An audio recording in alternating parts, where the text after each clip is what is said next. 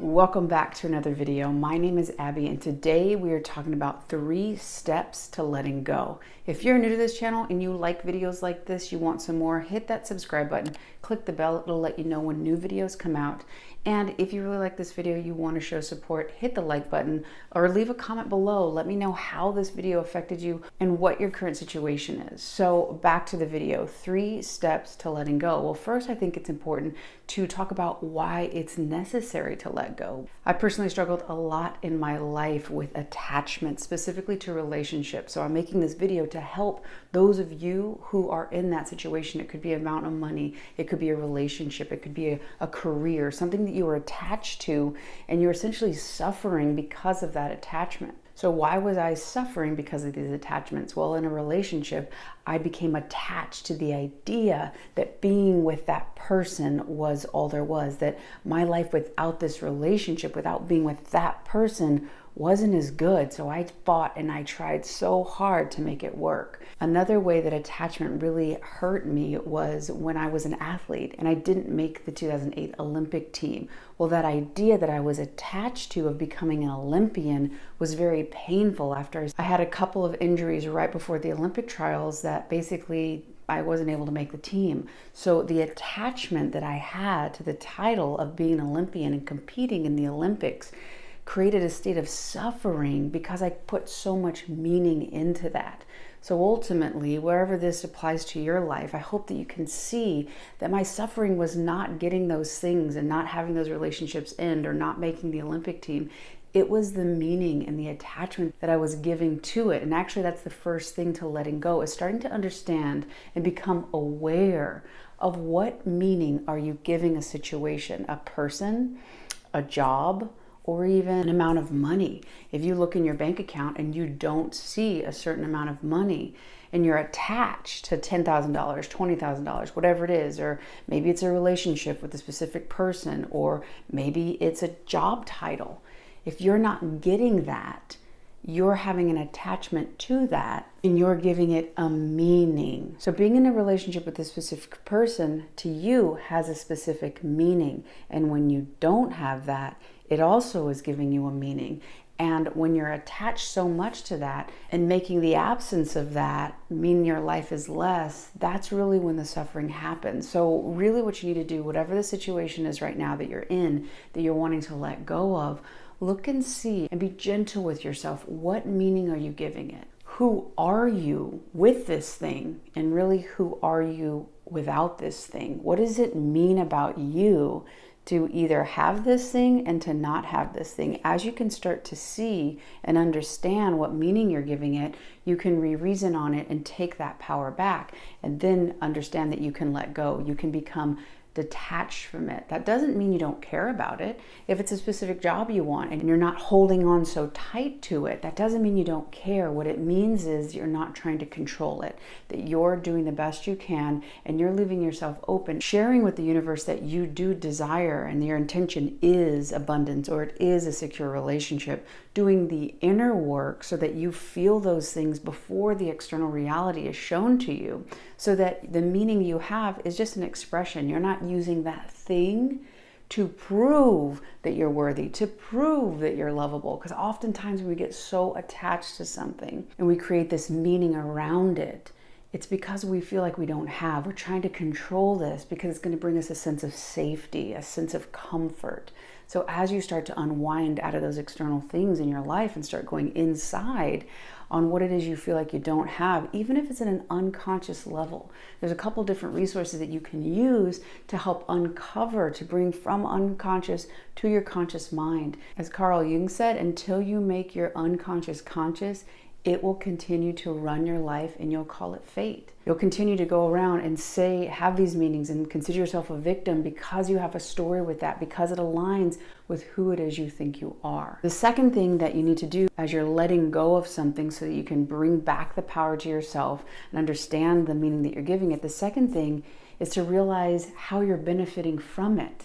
And that might sound a little bit funny because I know that the first time I heard about this, I was a little bit pissed off. I was like, that's not true. I would never do that.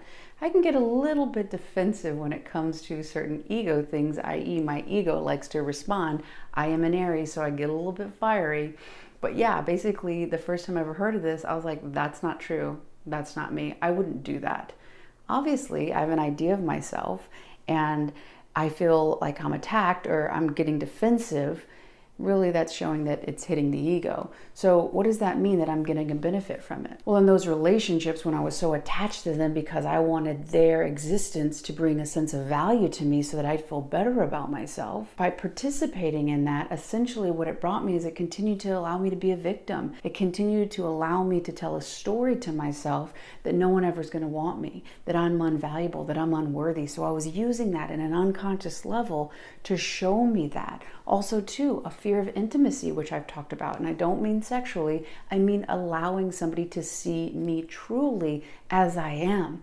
And I had a fear of that. That's something I continue to work on. But when I was finding relationships with people who would reject me and being so attached to try to make a relationship work, that was showing that it wasn't very respectful to me, that it really didn't have the fundamental values that I desired, I wanted to make it work so bad. Also, when I was finding those people, it was a sure thing that I would never be seen because they didn't really want to see me.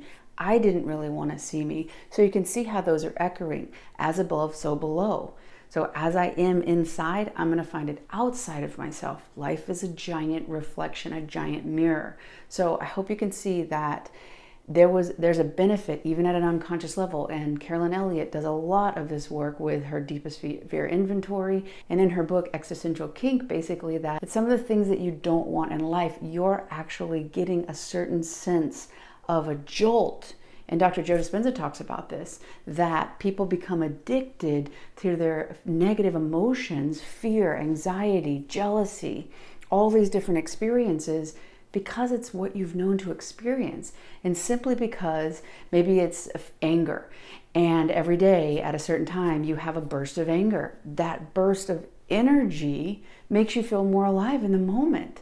But these temporary things, these short-term things, actually are at your detriment. So as you can start to say, oh, okay, my body gets a jolt, I feel more alive, but that emotion is not in the realm, it's not aligned with where I want to go. So you start identifying, you start to see what benefits is this bringing you. It allows you to stay a victim in your life. It allows you to show you that you're not worthy. Again, being open that this is a possibility is the first step, because it's important that you stay open to the possibility that something beyond your perception, something beyond your perspective right now is true, and this view that you're looking through right now is limited.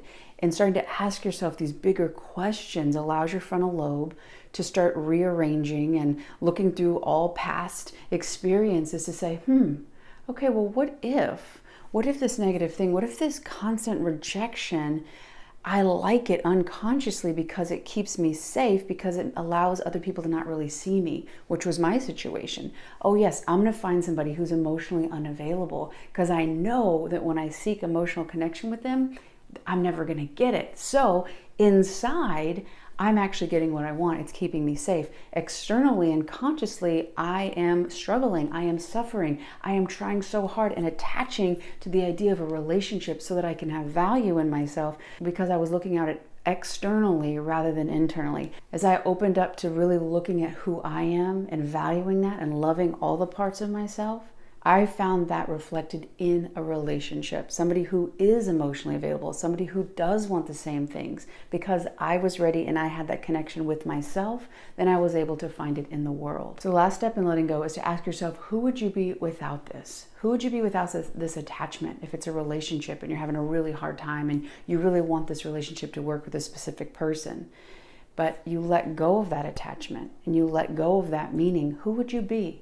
Would your life be more peaceful? Would you find more inner harmony? Are you able to really accept yourself and see value with or without that relationship? Because until you see yourself as whole and complete, until you see yourself as valuable, until you see yourself as abundant as you are, you will never see that reflected back in the world. And as you start to ask yourself these things, you'll start to see new perspectives. And those new perspectives will bring about new choice possibilities, because now you say, oh, okay, maybe that's not so absolute. Maybe there's something more. Maybe letting go actually gets me closer to where I want to be, because as you let go and you go inside, you're going to start thinking and feeling on a different realm. You're going to change your vibration, who you are being, basically vibrationally, which is literally going to send out a new signal, ask for a new request from the universe, from the quantum field. As you start doing that and asking your questions, you'll start changing where your attention is. As that happens, you're literally setting new intentions where your attention is flowing. That's going to basically create new neurological pathways and networks in your brain, which is going to allow you to start exhibiting new behaviors, having new choices. This is going to give you a new state of being. And ultimately, that's going to give you a new reflection in your life.